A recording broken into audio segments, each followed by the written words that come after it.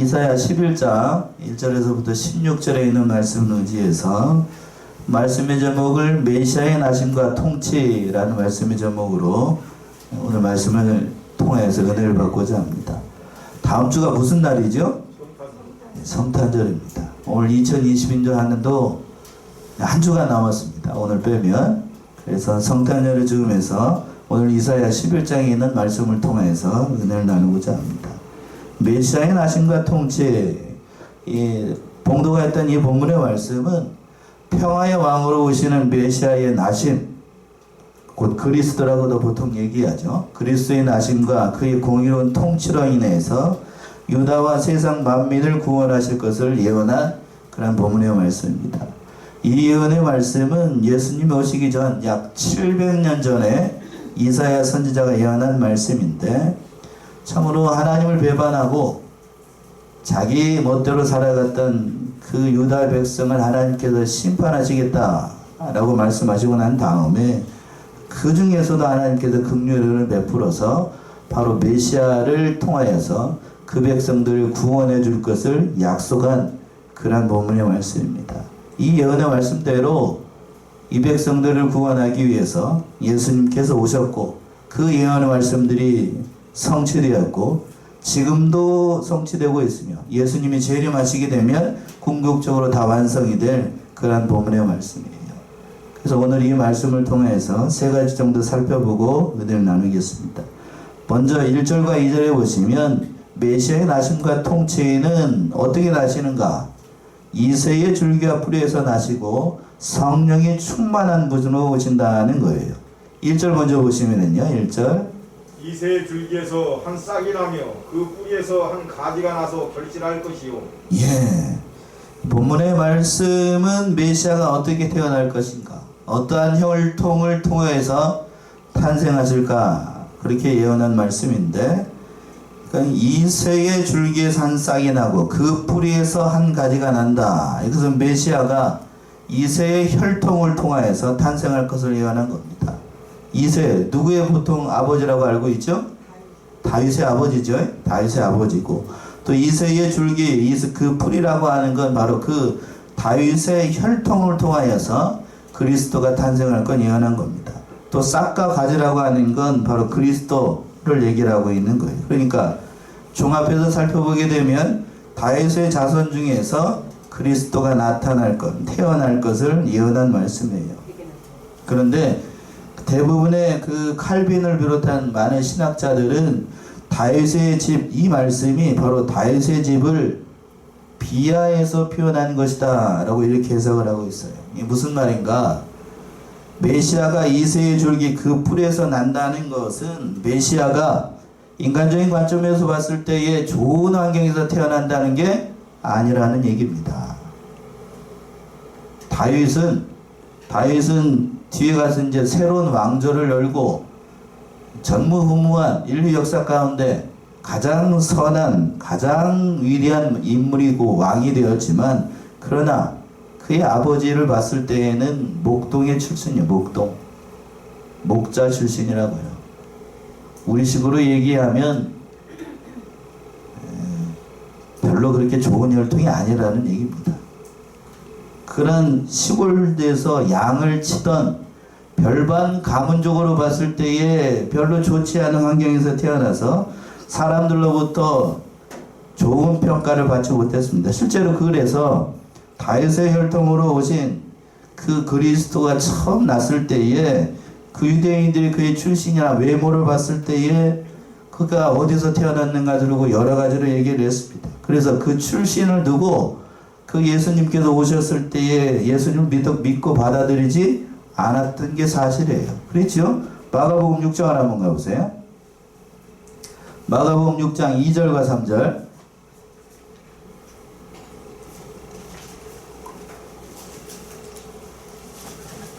마가복음 6장 2절과 3절.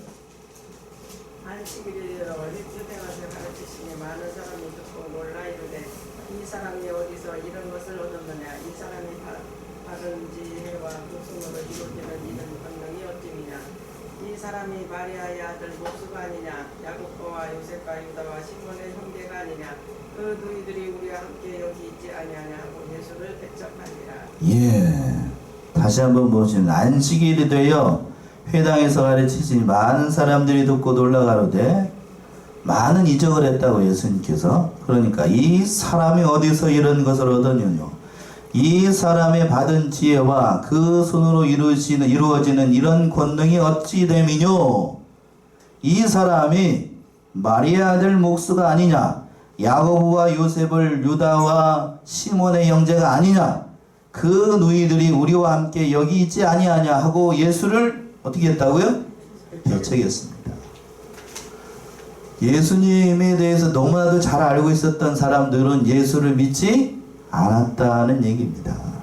그러니까 진실로 이 예언의 말씀처럼 이 예수님이 처음에 나오신 그 혈통을 문제 삼고 하늘과 모든 보좌를 버리고 이 땅에 오신 예수 그리스도를 영접하지 않고 그 예수님을 배척했다는 거예요. 그러나 그 예수님이 이 땅에 오셔서 어떻게 됐는가? 1절 본문으로 돌아와서 1절 하반절에서 그랬죠. 그 뿌리에서 한 가지가 나서 뭐 할 것이요? 결실할 것이요 라고 했습니다. 싹이 처음에 날 때에는 보잘것 없고 가지도 처음에 나올 때는 연약하고 이게 어떻게 결실할 것인가 하지만 시간이 지나게 되면 점점 굵어지는 것처럼 그리스도께서 이 땅에 처음에 오실 때에는 아무 보잘것이 없어요. 이사야 선지자가 다른 이 53년 예언한 것처럼 사람이 흠모할 만한 그러한 것이 예수님에게 없었습니다. 그러나 그분 안에 생명이 있었고 영생의 길이 있었고 그를 믿는 자에게 그 모든 일을 통해서 구원의 은혜를 베푸실 메시아가 된다는 사실을 본문의 말씀에서 예언하고 있었습니다. 왜 그렇게 되는가? 2절의 말씀이죠. 2절 보시면 여호와의 신 곧 지혜와 총명의 신이요 모략과 재능의 신이요 지식과 여호와를 경외하는 신이 그 위에 강림하시리니. 예, 여호와의 신 곧 지혜와 총명의 신이요 모략과 재능의 신이요 지식과 여호와를 경외하는 신이 그 위에 어떻게 하시리니? 강림하시리니. 즉 성령이 예수님에게 강림하심으로 말미암아 그 모든 일들을 행할 수 있는 능력이 예수 그리스도 안에 임하게 된다는 거예요. 실제로 예수님이 동정녀 마리아에게 잉태될 때에도 무엇을 통하여서?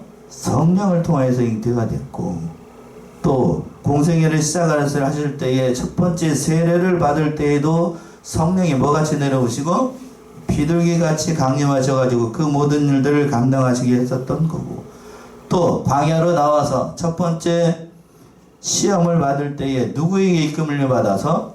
성령의 이끌려 받아서 시험에 참여하게 됐고, 또 예수님께서 모든 능력을 행할 때마다 자기가 임의로 한 게 아니고 성령의 능력을 받아서 그 모든 이적의 말씀들을 행했던 거고, 그 말씀을 가르칠 때에도 성령의 능력으로 그 모든 것들을 가르쳤던 거예요. 그 능력이 바로 오늘 본문의 말씀에서 이사야 선지자가 예언한 것처럼 성령이 그 위에 임함으로 말미암아 성령의 능력으로 그 모든 일들을 행하신다는 겁니다. 그 성령을 바로 여기에서는 6가지를 얘기하고 있어요.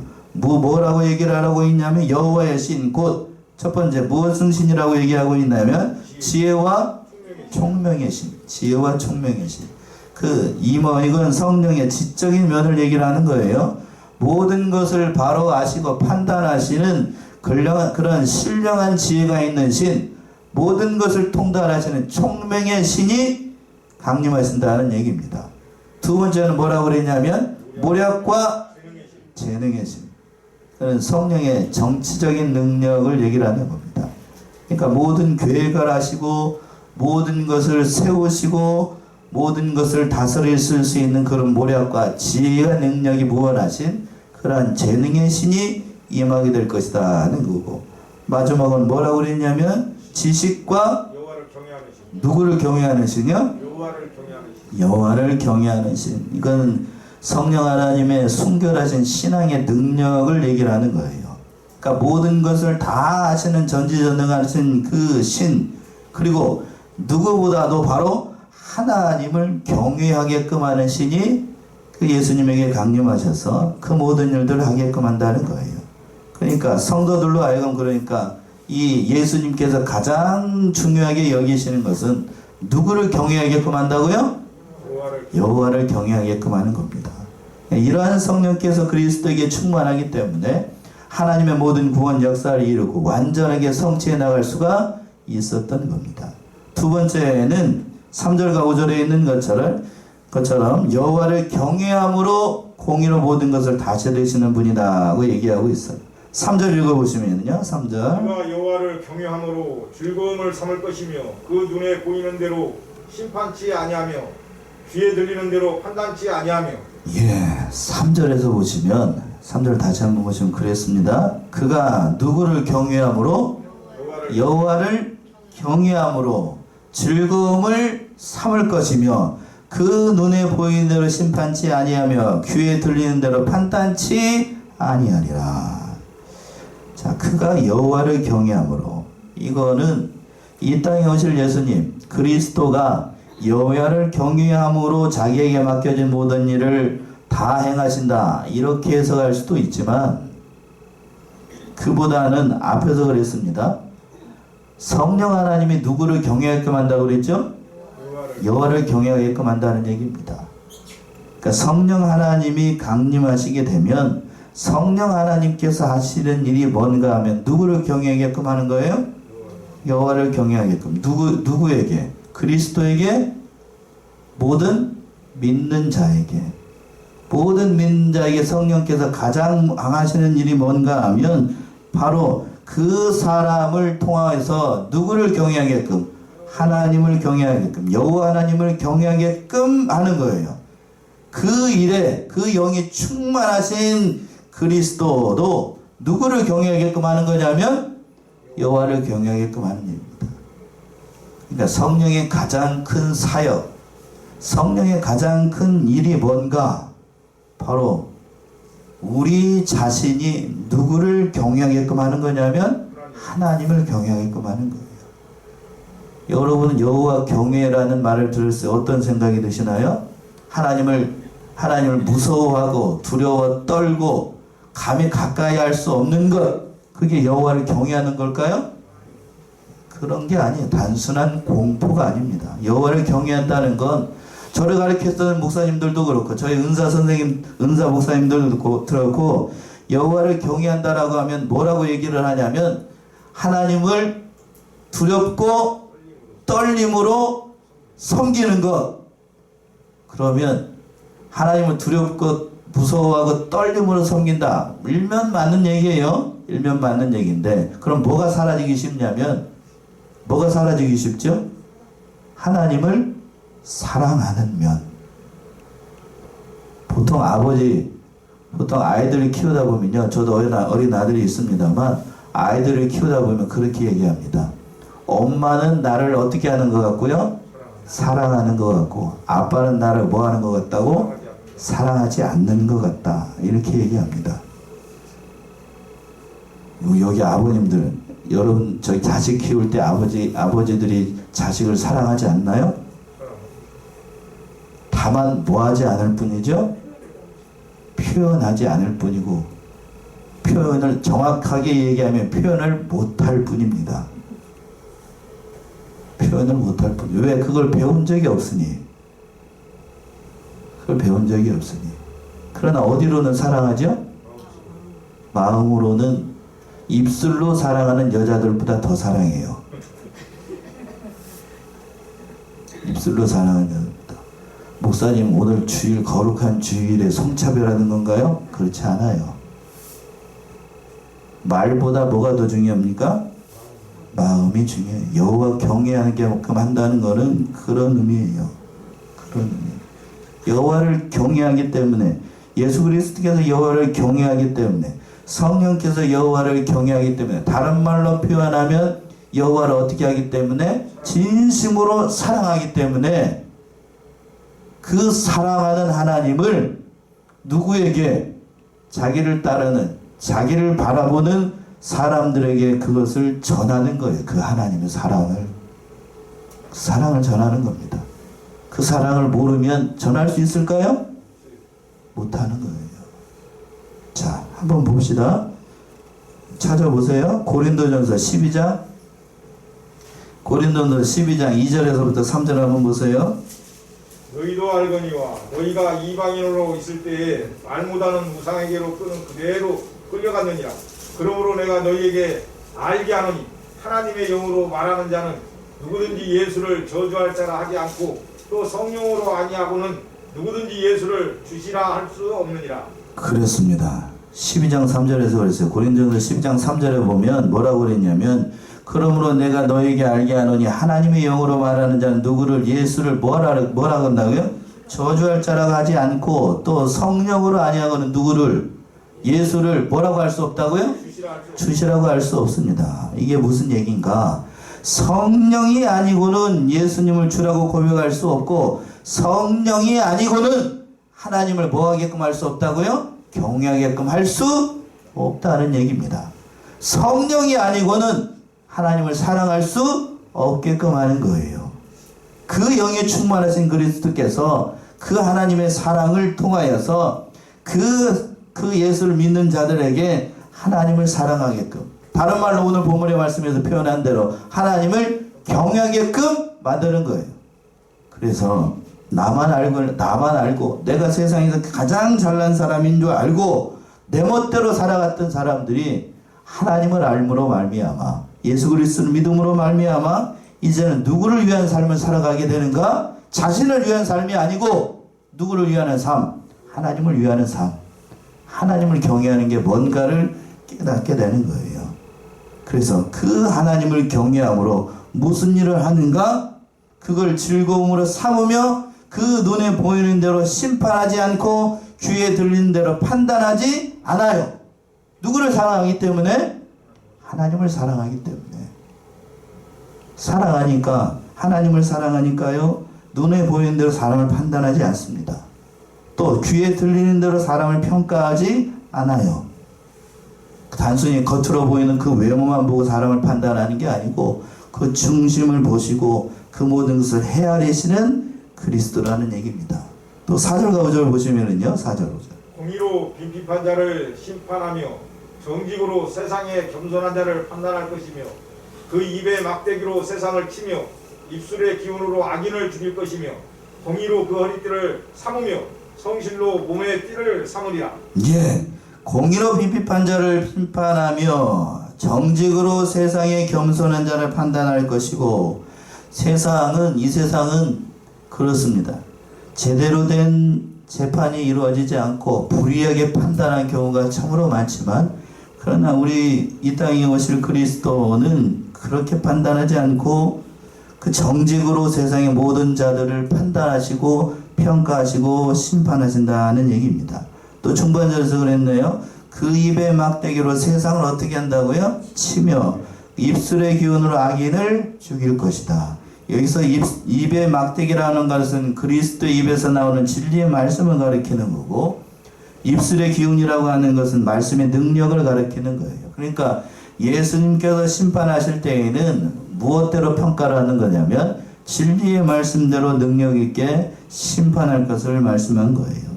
그리고 5절에 보시면 공의로 그 허리띠를 삼으며 성실로 몸의 띠를 삼으리라. 그러니까 예수님께서 이 땅에 오시게 되면 그 모든 것을 공의롭게 성실한 가운데 모든 일을 행하실 그런 주님이라는 얘기입니다. 그래서 그 주님이 다스리실 그 그리스도께서 다스릴 나라가 어떠할 것인가 하는 것이 6절에서부터 마지막 16절까지 나와 있는 겁니다.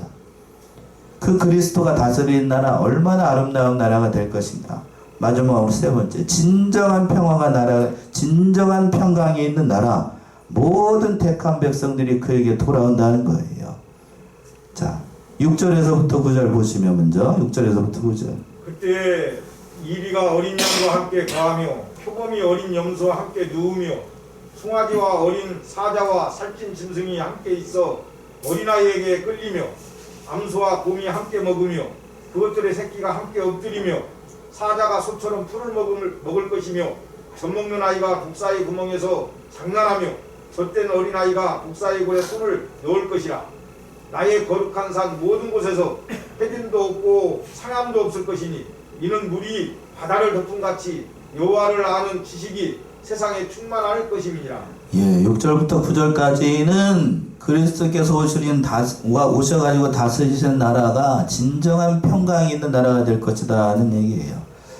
여러분 어떻게 읽으셨는지 모르겠는데 6절에서 보시면 그때에 이리가 어린 양과 함께 거하며 표범이 어린 염소와 함께 누우며 송아지 어린 사자와 살찐 짐승이 함께 있을 것이다. 이게 이 땅에서 가능한 얘기인가요? 한번 물어볼게요. 우진아, 이거 이 이리하고 어린 양하고 같이 놔두면은 양이 멀쩡할까? 멀쩡할까요? 여러분 한번 생각해 보세요. 멀쩡할까요? 예. 표범하고 어린 염소하고 함께 놔두면은 어린 염소가 가만히 있지요? 어떻게 될까요? 예. 송아지하고 어린 사자하고 같이 놔뒀습니다. 그럼 어떻게 될까요? 예. 보통 그렇게 되겠죠. 그리고 쭉 넘어가서 어린아이, 젖된 어린아이가 독사의 굴에다가 손을 넣었어요. 그 손이 멀쩡할까요?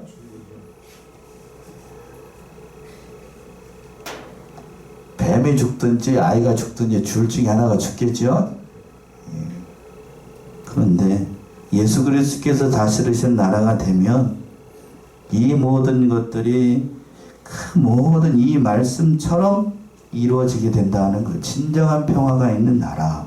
이 부분의 해석을 놓고 오늘날 현대의 교회들이 이것이 실제로 이루어질 것이냐, 실제로 이루어지지 않고 영적으로만 이루어질 것이냐를 놓고 두 가지로 해석이 갈라집니다.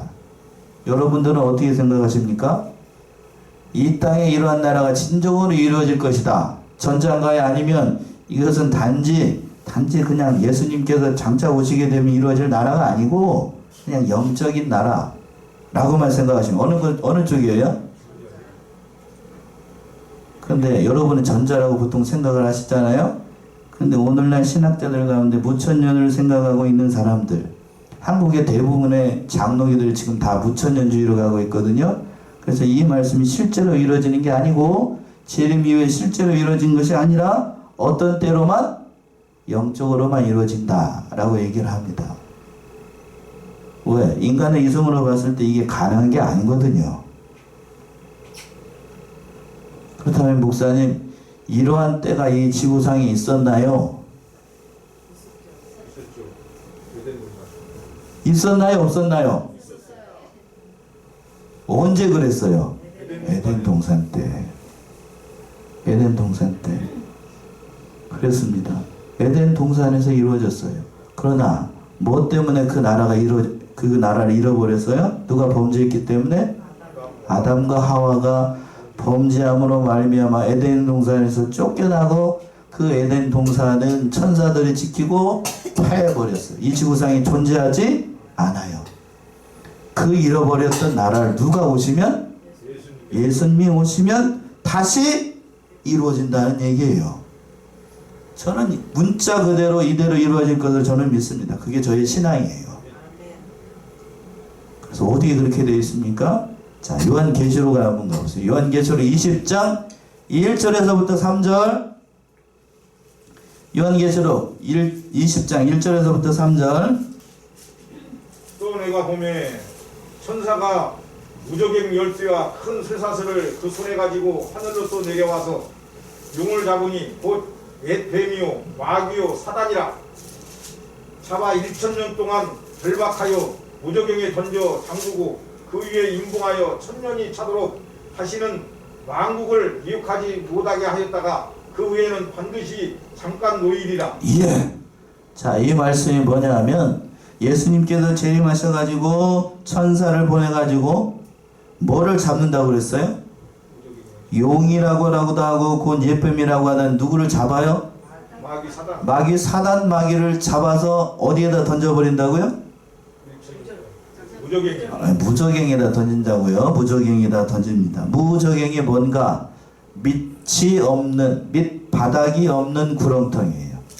밑바닥이 없는 구렁텅이. 밑바닥이 없는 구렁텅이에다가 물건을 던지면 물건이 어디까지 떨어질까요? 계속해서 떨어져요. 계속해서. 사단을 거기다가 던진다고요. 몇 년 동안? 천년 동안. 그래서 이것을 저와 같은 전천년주의자들은 뭐라고 얘기를 하냐면 이 땅에 예수님께서 재림하시게 되면 이루어질 무슨 왕국? 천년왕국. 바로 이사야 11장 6절에서부터 9절에 있는 말씀이 예수님이 재림하시면 이루어지게 될 천년왕국을 이렇게 표현한 것이라고 믿습니다. 믿으시나요 여러분들? 그때 이렇게 이루어진다고요. 왜? 누구를 잡았기 때문에? 예수님께서 뭘 잡았기 때문에요? 옛뱀 마귀를 잡아서 이 지상에 뭐가 사라져요? 사단이 사라지고 사단이 조장하는 그 죄악이 사라지기 때문에 죄가 사라지게 되면 이 땅에서 다시는 미혹하는 것이 없고 죄가 사라지니까 그 이 세상에서 아름다운 나라가 임하게 되는 겁니다. 그 말씀 그대로 이루어질 것을 믿는 거예요. 그래서 9절 하반절에서 이렇게 돼 있어요. 9절 하반절. 9절 다시 한번 읽어보시겠습니까? 본문 말씀 9절. 나의 거룩한 산 모든 곳에서 해균도 없고 상함도 없을 것이니 이는 물이 바다를 덮음같이 여호와를 아는 지식이 세상에 충만할 것임이니라. 하반절에서 그랬습니다. 이는 물이 바다를 덮음같이 여호와를 아는 지식이 세상에 어떠할 것이다? 충만할 것이다. 세상에 하나님을 아는 지식이 충만해가지고 진정으로 하나님의 나라가 어떠한지를 그 뭐를 통하여서 본문의 말씀입니다. 천년왕국을 통하여서 그 이루어진 하나님의 나라를 통하여서 다 알게 될 것이다 하는 얘기예요.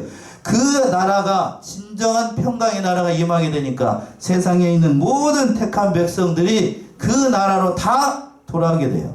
그 말씀이 10절에부터 나온다니까요. 10절 보시면 그날에 이새의 뿌리에서 한 싹이 나서 만민의 기후로 설 것이요 열방이 그에게로 돌아오리니 그 거한 곳이 영화로우리라.